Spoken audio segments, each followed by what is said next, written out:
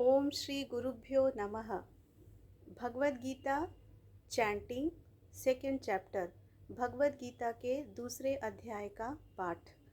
ओम श्री परमात्मने नमः। अथ द्वितीयोऽध्यायः।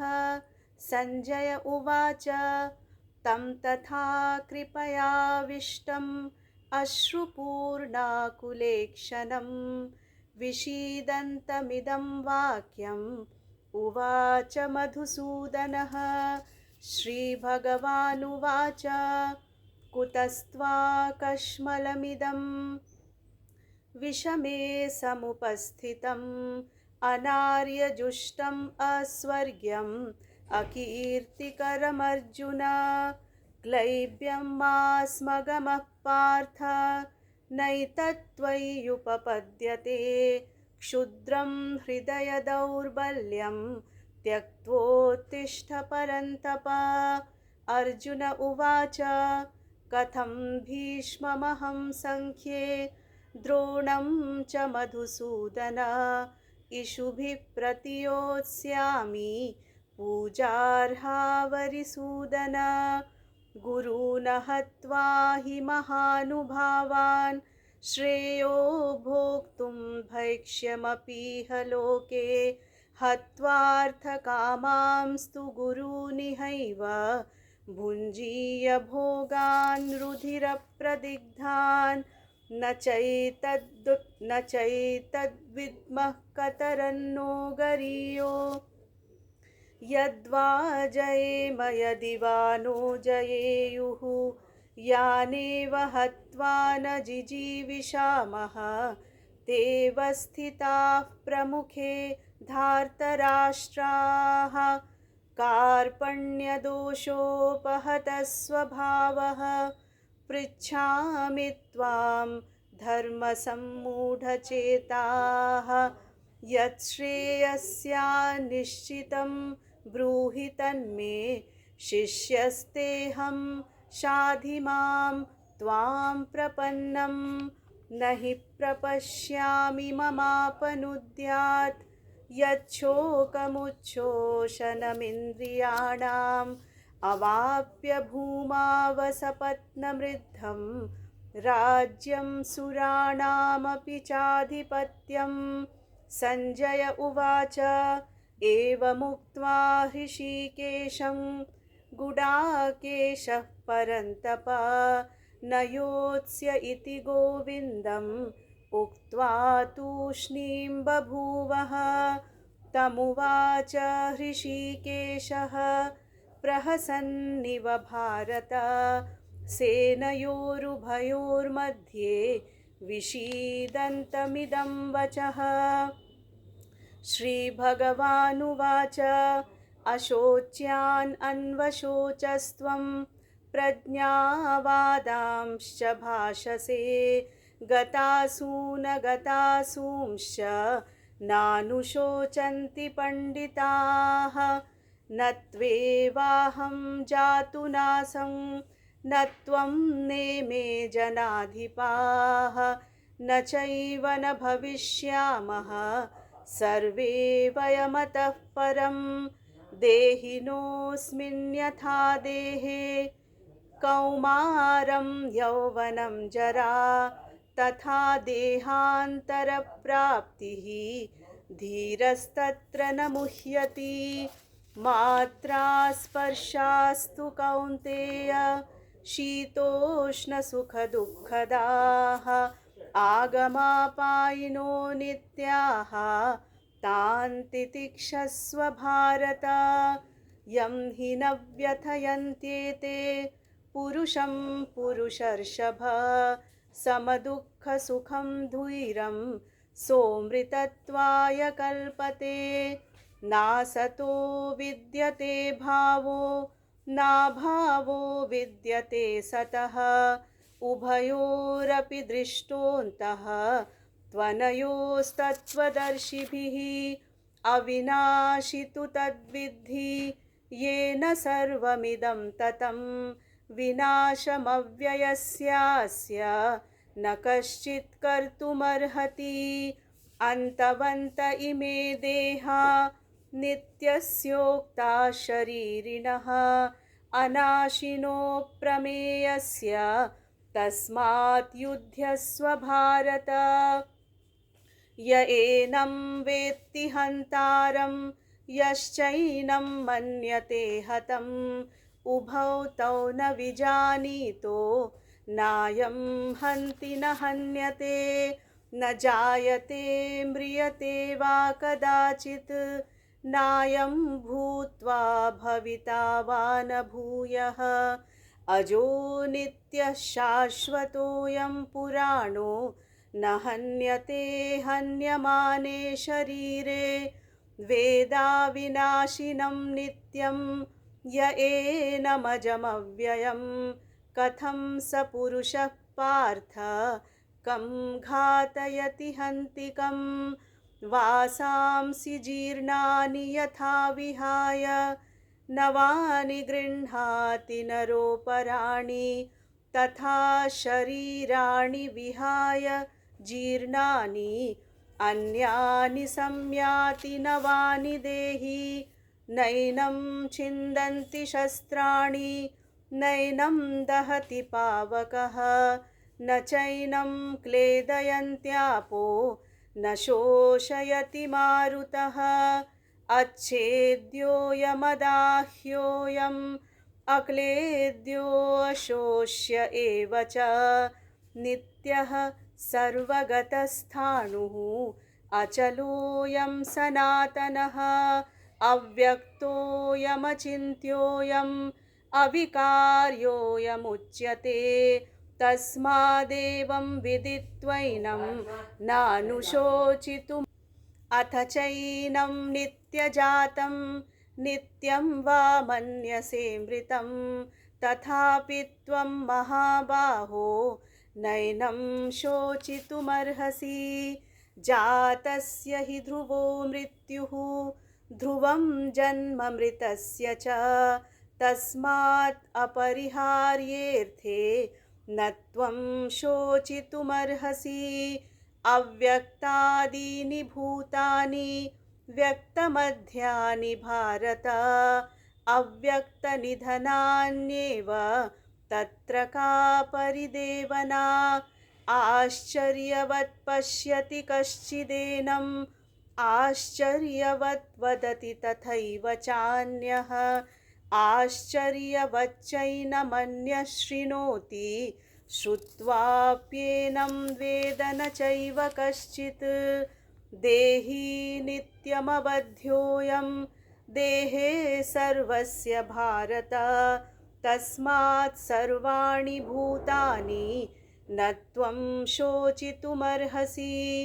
स्वधर्ममपि चावेक्ष्य न विकम्पितुमर्हसि धर्म्याधियुद्धात् क्षेयोऽन्यत् क्षत्रियस्य न विद्यते यदृच्छया चोपपन्नं स्वर्गद्वारमपावृतं सुखिनः क्षत्रियाः पार्थ लभन्ते युद्धमीदृशम् अथ चेत्त्वमिमं धर्म्यं सङ्ग्रामं न करिष्यसि ततः स्वधर्मं कीर्तिं च हित्वा पापमवाप्स्यसि अकीर्तिं चापि भूतानि कथयिष्यन्ति ते व्ययां सम्भावितस्य चाकीर्तिः मरणात् अतिरिच्यते भयाद्रणादुपरतं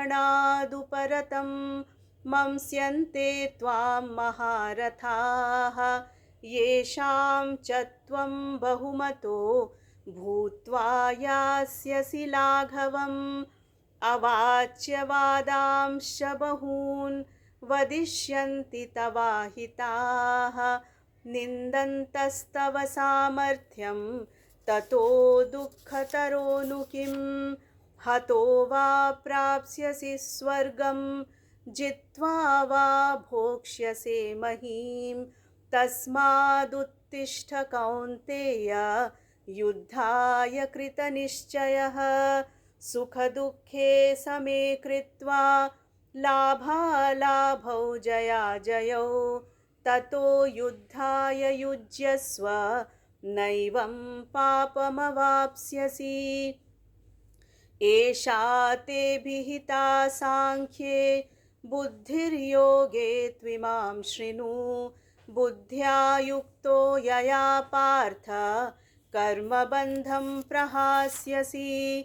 नेहाभिक्रमनाशोऽस्ति प्रत्यवायो न विद्यते। स्वल्पमप्यस्य धर्मस्य त्रायते महतो भयात्। व्यवसायात्मिका बुद्धिः एकेह कुरु नन्दन। बहुशाखा ह्यनन्ताश्च बुद्धयो व्यवसायिनां। यामिमां पुष्पितां वाचं प्रवदन्त्यविपश्चितः। वेदवादरताः पार्थ नान्यदस्तीति वादिनः। कामात्मानः स्वर्गपरा जन्मकर्मफलप्रदां क्रियाविशेषबहुलां भोगैश्वर्यगतिं प्रति। भोगैश्वर्यप्रसक्तानां तयापहृतचेतसां व्यवसायात्मिका बुद्धिः समाधौ न विधीयते। त्रैगुण्यविषया वेदा निस्त्रैगुण्यो भवार्जुन। निर्द्वन्द्वो नित्यसत्त्वस्थो निर्योगक्षेम आत्मवान्। यावानर्थ उदपाने सर्वतः सम्प्लुतोदके तावान् सर्वेषु वेदेषु ब्राह्मणस्य विजानतः। कर्मण्येवाधिकारस्ते मा फलेषु कदाचन। मा कर्मफलहेतुर्भूः मा ते सङ्गोऽस्त्वकर्मणि। योगस्थः कुरु कर्माणि सङ्गं त्यक्त्वा धनञ्जय। सिद्ध्यसिद्ध्योः समो भूत्वा समत्वं योग उच्यते। दूरेन ह्यवरं कर्म बुद्धियोगात् धनञ्जय। बुद्धौ शरणमन्विच्छ कृपणाः फलहेतवः। बुद्धियुक्तो जहातीह उभे सुकृतदुष्कृते। तस्मात् योगाय युज्यस्व योगः कर्मसु कौशलं। कर्मजं बुद्धियुक्ता हि फलं त्यक्त्वा मनीषिणः। जन्मबन्धविनिर्मुक्ताः पदं गच्छन्त्यनामयम्। यदा ते मोहकलिलं बुद्धिर्व्यतितरिष्यति तदा गन्तासि निर्वेदं। श्रोतव्यस्य श्रुतस्य च श्रुतिविप्रतिपन्ना ते यदा स्थास्यति निश्चला। समाधावचला बुद्धिः तदा योगमवाप्स्यसि। अर्जुन उवाच स्थितप्रज्ञस्य का भाषा समाधिस्थस्य केशव। स्थितधीः किं प्रभाषेत किमासीत व्रजेत किम्। श्रीभगवानुवाच प्रजहाति यदा कामान् सर्वान् पार्थमनोगतान्। आत्मन्येवात्मना तुष्टः स्थितप्रज्ञस्तदोच्यते। दुःखेष्वनुद्विग्नमनाः सुखेषु विगतस्पृहः। वीतरागभयक्रोधः स्थितधीर्मुनिरुच्यते। यः सर्वत्रानभिस्नेहः तत्तत्प्राप्य शुभाशुभं। नाभिनन्दति न द्वेष्टि तस्य प्रज्ञा प्रतिष्ठिता। यदा संहरते चायं कूर्मोऽङ्गानीव सर्वशः। इन्द्रियाणीन्द्रियार्थेभ्यः तस्य प्रज्ञा प्रतिष्ठिता। विषया विनिवर्तन्ते निराहारस्य देहिनः। रसवर्जं रसोऽप्यस्य परं दृष्ट्वा निवर्तते।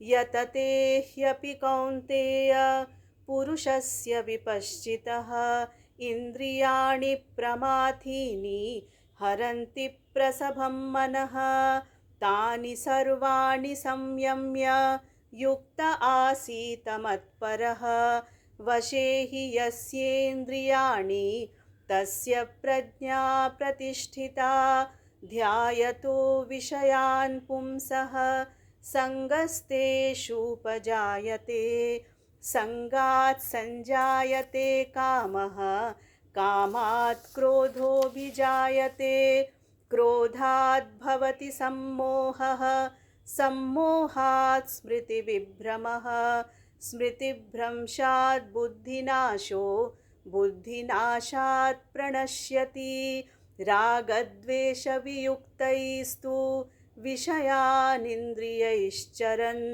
आत्मवश्यैर्विधेयात्मा प्रसादमधिगच्छति प्रसादे सर्वदुःखानां हानिरस्योपजायते प्रसन्नचेतसो ह्याशु बुद्धिः पर्यवतिष्ठते नास्ति बुद्धिरयुक्तस्य न चायुक्तस्य भावना न चाभावयतः शान्तिः अशान्तस्य कुतः सुखम् इन्द्रियाणां हि चरतां यन्मनोनुविधीयते तदस्य हरति प्रज्ञां वायुर्नावमिवाम्भसि तस्माद्यस्य महाबाहो निगृहीतानि सर्वशः इन्द्रियाणीन्द्रियार्थेभ्यः तस्य प्रज्ञा प्रतिष्ठिता या निशा